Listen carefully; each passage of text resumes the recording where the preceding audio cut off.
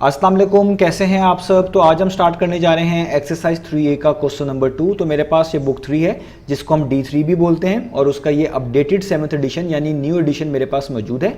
इस new addition का ये चैप्टर नंबर 3 चल रहा है। मैंने इस चैप्टर के नेम से एक सेपरेट प्लेलिस्ट बना दी है, उसका लिंक भी नीचे डिस्क्रिप्शन में दे दिया है ताकि आपको इस चैप्टर से रिलेटेड तमाम सोल्यूशंस एक ही जगह पर आसानी से मिल सकें। इसके अलावा आपको डिस्क्रिप्शन में मेरे फेसबुक पेज का लिंक भी मिल जाएगा। आप इसी फेसबुक पेज के थ्रू अपने क्वेश्चंस को, सजेशंस को मुझ तक भी पहुंचा सकते हैं। तो अब बात कर लेते हैं क्वेश्चन नंबर 2 की। तो मैंने क्वेश्चन नंबर 2 की स्टेटमेंट को नीचे नोट डाउन कर लिया है, वहीं से हम इसकी स्टेटमेंट को समझेंगे, रीड करेंगे और फिर सॉल्व करना शुरू करेंगे।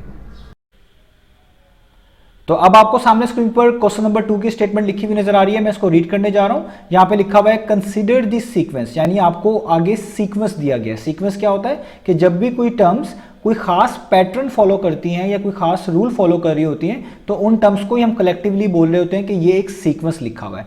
और सीक्वेंस के अंदर टर्म्स होती हैं, यानी सीक्वेंस टर्म्स के जरिए बन रहा होता है, टर्म्स से मिलकर बन रहा होता है। तो जब भी कोई टर्म्स आपके पास कोई पैटर्न फॉलो कर रही हो, कोई रूल फॉलो कर रही हो, तो हम उन टर्म्स को कलेक्टिवली यही कह रहे होते हैं कि ये एक सीक्वेंस लिखा हुआ है, ये एक सीक्वेंस है।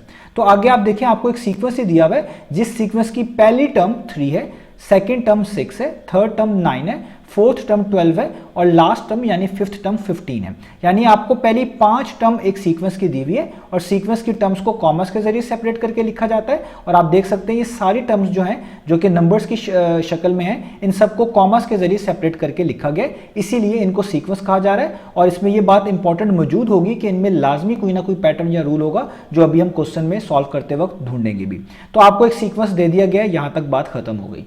अब पहले पार्ट को पढ़ लेते हैं। पहले पार्ट में लिखा हुआ है write down the next 2 terms of the sequence, यानी आपने इसी सीक्वेंस की अगली 2 टर्म्स निकाल कर दिखानी है। इसमें पहली 5 टर्म्स लिखी हुई है, यानी छठी और 7वीं टर्म आपको खुद निकाल कर दिखानी है, 6th और 7th टर्म आपको खुद फाइंड आउट करके दिखानी है।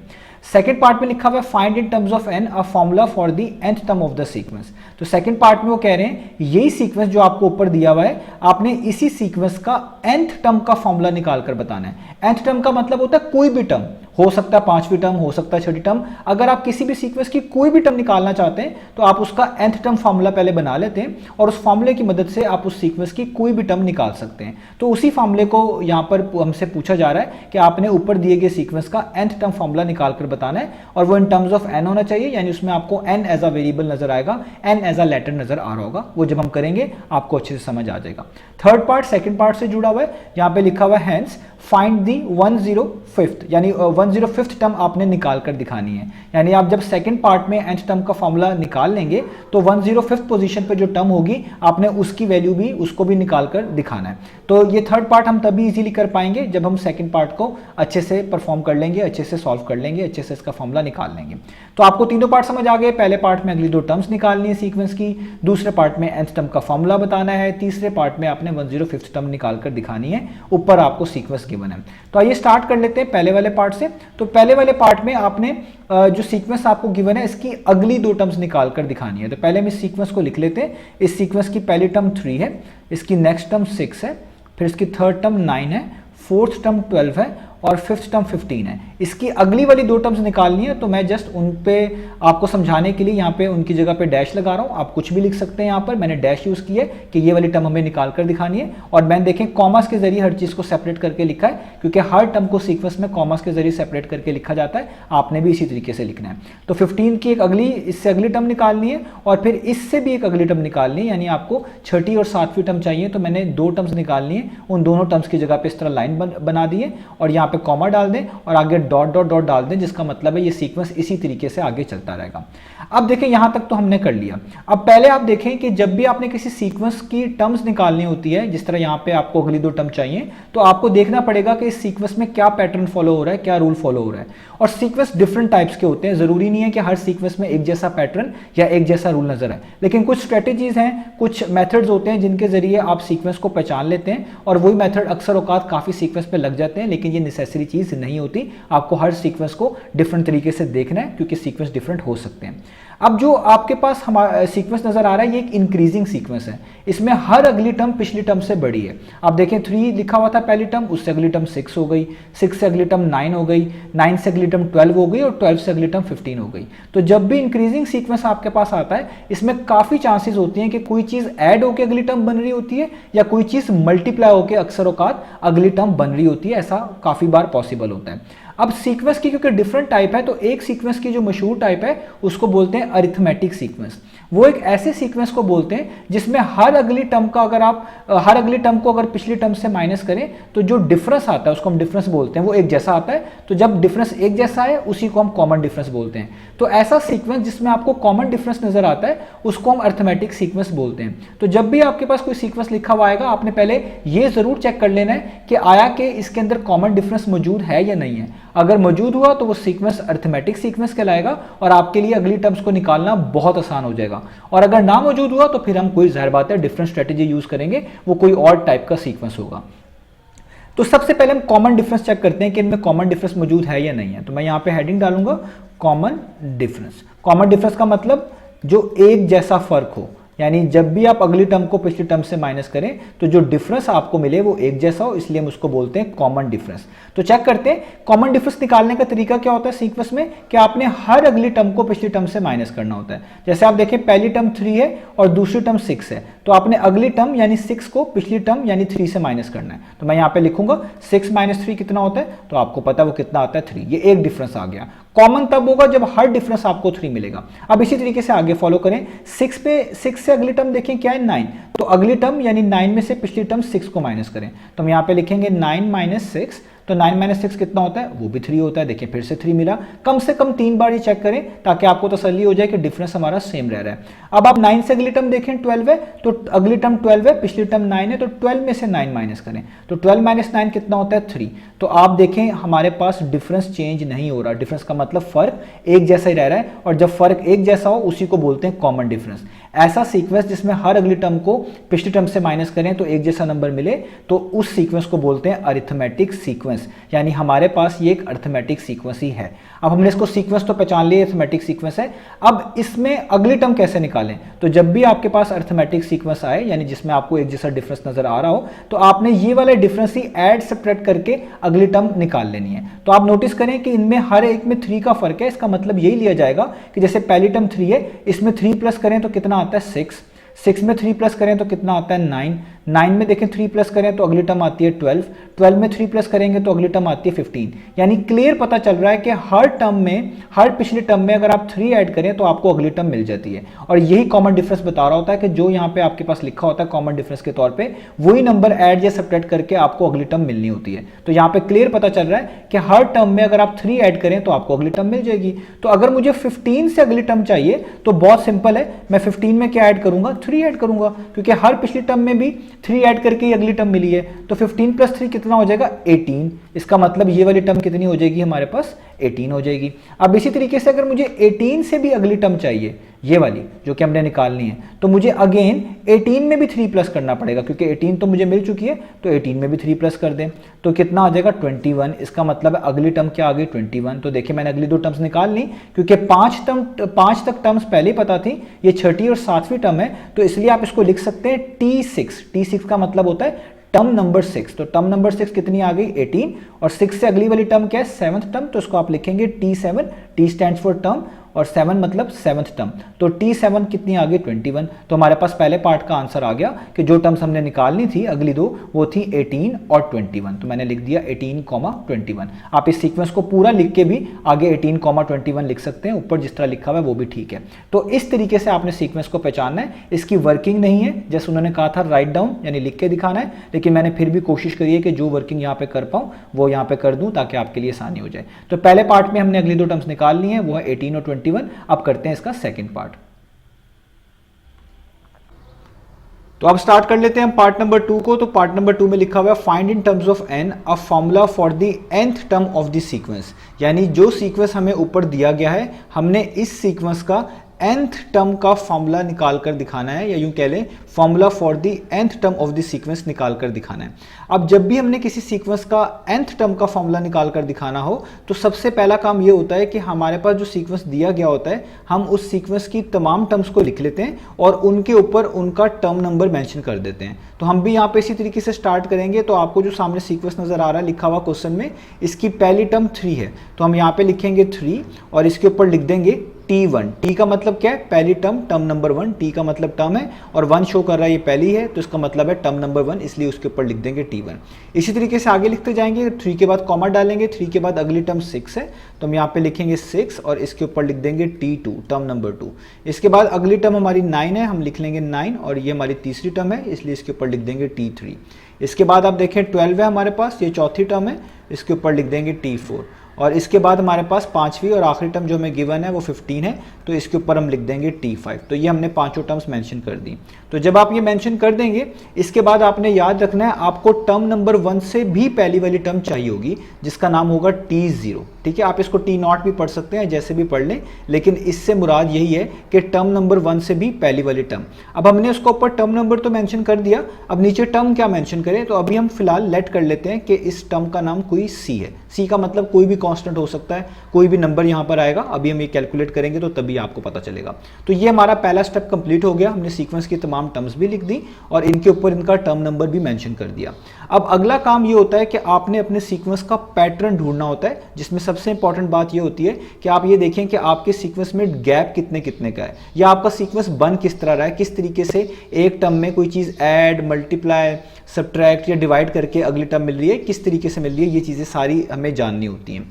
तो हम ये क्योंकि सीक्वेंस जो है पहले भी देख चुके हैं, हमने पार्ट नंबर 1 में इस सीक्वेंस को डिस्कस किया है। ये सीक्वेंस एक अर्थमेटिक सीक्वेंस है और मैं आपको बता चुका हूँ ऐसा सीक्वेंस जिसमें हर दो टर्म्स के दरमियान जो गैप हो, जो डिफरेंस हो वो सेम हो, तो हम उस डिफरेंस को कॉमन डिफरेंस बोलते हैं और उस पूरे सीक्वेंस को अर्थमेटिक सीक्वेंस बोलते हैं। और इस सीक्वेंस में ऐसा ही है, जब भी आप हर अगली टर्म को पिछली टर्म से माइनस करेंगे तो आपको एक जैसा गैप मिलेगा, एक जैसा डिफरेंस मिलेगा, जो कि यहाँ पे 3 बनता है। जिस तरह मैं यहाँ पे आपको करके भी दिखा सकता हूँ, अगर आप देखें 3 से नेक्स्ट टर्म क्या है 6, तो आप 6 में से प्रीवियस टर्म यानी 3 को माइनस करें तो कितना मिलता है, 3 मिलता है। अब देखिए 6 से अगली टर्म क्या है 9, तो 9 में से पिछली टर्म यानी 6 को माइनस करें तो अगेन आपको कितना मिलता है, 3 मिलता है। तो आप इसी तरीके से करते जाएं तो आपको पता चलेगा इन सबका जो गैप है, जो डिफरेंस है वो सेम है।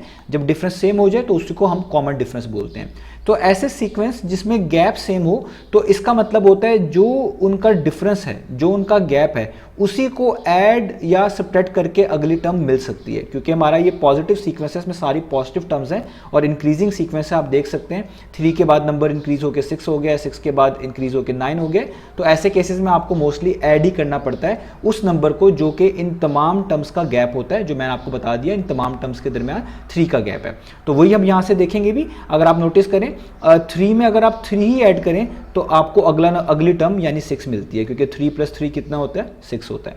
इसी तरीके से 6 में भी अगर आप 3 ही ऐड करें तो आपको अगली टर्म 9 मिलती है, और 9 में भी आप अगर 3 ही ऐड करें तो आपको अगली टर्म 12 मिलती है, और 12 में भी अगर आप 3 ही ऐड करें तो आपको अगली टर्म 15 मिलती है। तो जब भी सेम नंबर ऐड करके अगली टर्म मिल रही हो, इसका मतलब है वही नंबर उनका कॉमन डिफरेंस है, वही उनका गैप है। तो इन सब के दरमियान गैप 3 का है। तो ये तो हमने पता लगा लिया कि इधर पैटर्न क्या फॉलो हो रहा है, कि इधर पैटर्न ये फॉलो हो रहा है कि आपको हर पिछली टर्म में 3 ऐड करना पड़ता है, तब जाके आपको अगली टर्म मिलती है, और 3 ही इनके दरमियान कॉमन डिफरेंस है, 3 ही का इनका गैप है, इसलिए इनको हम कॉमन डिफरेंस बोल रहे हैं, क्योंकि सबके दरमियान एक जैसा ही गैप है।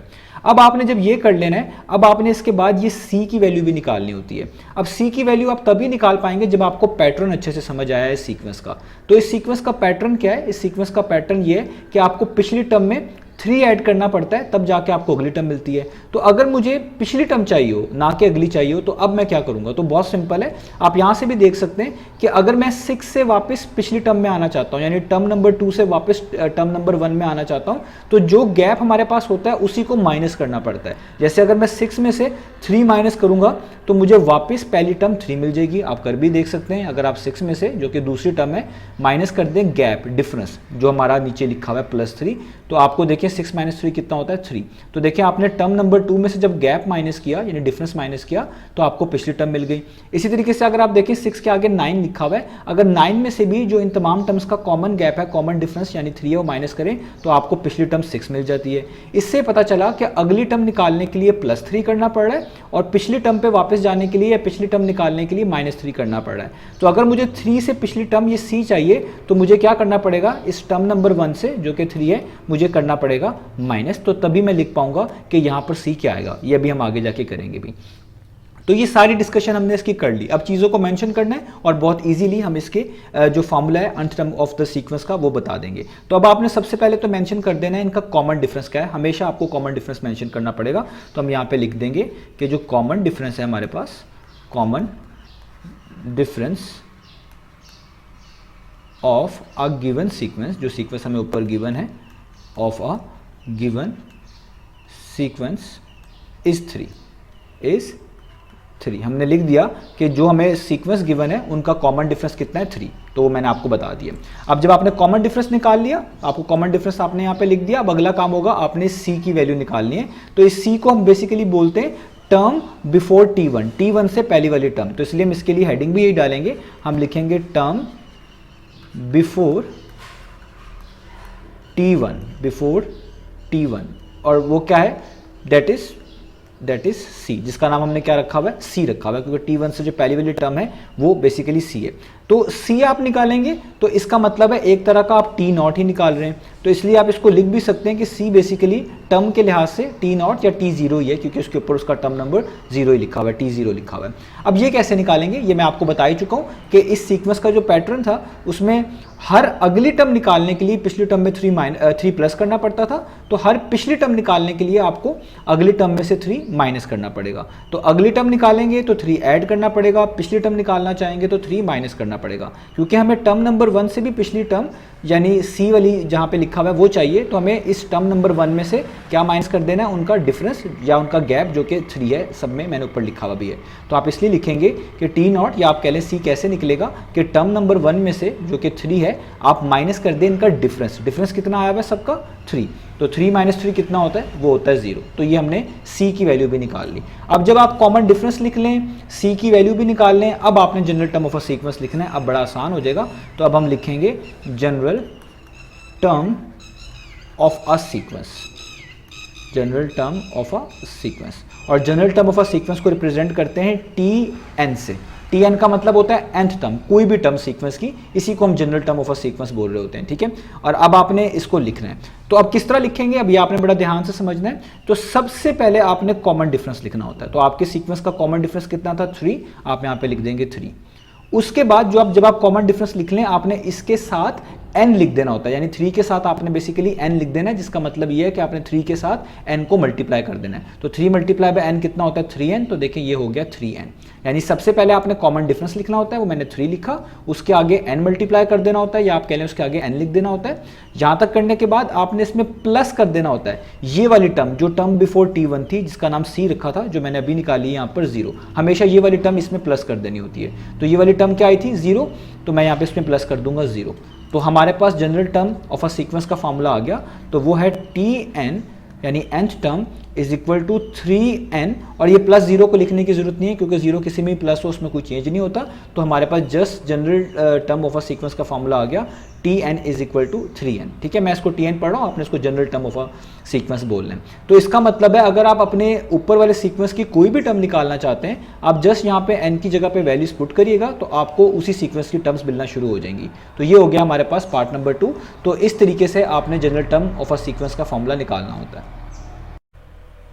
तो अब हम कर लेते हैं पार्ट नंबर 3 को। तो पार्ट नंबर 3 में लिखा हुआ है hence find the 105th term, यानी आपने जो ऊपर सीक्वेंस दिया हुआ है इसकी टर्म नंबर 105 ही निकाल कर दिखानी है। तो याद रखें कि जब भी आपके पास फॉर्मूला मौजूद हो nth term of a sequence का, जो हमने पार्ट नंबर 2 में निकाला था, यहाँ पे लिखा हुआ भी है nth term is equal to 3n, तो वो फॉर्मूला ही आपको हेल्प किया करेगा उस सीक्वेंस की कोई भी टर्म निकाल कर देने में। तो nth term of the sequence का जब आपके पास कोई फॉर्मूला मौजूद होता है तो ये बड़ा हेल्पफुल होता है। इसकी मदद से आप अपने सीक्वेंस की कोई भी टर्म निकाल सकते हैं। तो हम भी इसी की मदद से यहाँ पे टर्म नंबर 105 इजीली निकालेंगे। तो मैं यहाँ पे मेंशन कर देता हूँ कि हमने बेसिकली निकालना क्या है। हमने बेसिकली निकालना है टर्म नंबर 105, टी का मतलब टर्म है, नीचे 105 का मतलब है 105th टर्म, और ये हमने निकाल कर दिखानी है। तो इसके आगे हम लिख देंगे क्वेश्चन मार्क।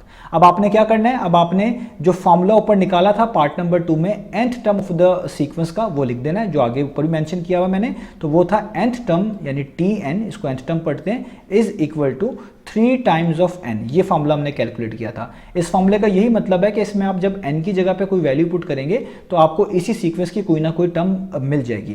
क्योंकि आपको टर्म नंबर 105 चाहिए, तो जो टर्म चाहिए होती है तो वही आपको n की जगह पे पुट करनी होती है, क्योंकि आपको 105th टर्म चाहिए तो आपने n की जगह पे 105 ही पुट करना है। तो इसलिए आप यहाँ पे लिखेंगे put n is equal to 105। तो यहाँ पे आपके पास क्या हो जाएगा, आपने t को वैसे ही लिखना है, n की जगह पे आपने 105 लिख देना है, जिसका मतलब है आप 105th यानी टर्म नंबर 105 निकाल रहे हैं, इक्वल टू का साइन डालना है, 3 वैसे ही आएगा, और ये जो n लिखा हुआ है इसकी जगह पे भी आपने 105 लिख देना है, क्योंकि 3 और n मल्टीप्लाई हो रहे थे, तो आपने ब्रैकेट्स डाल के n की वैल्यू जो कि 105 है यहाँ पर पुट कर देनी है।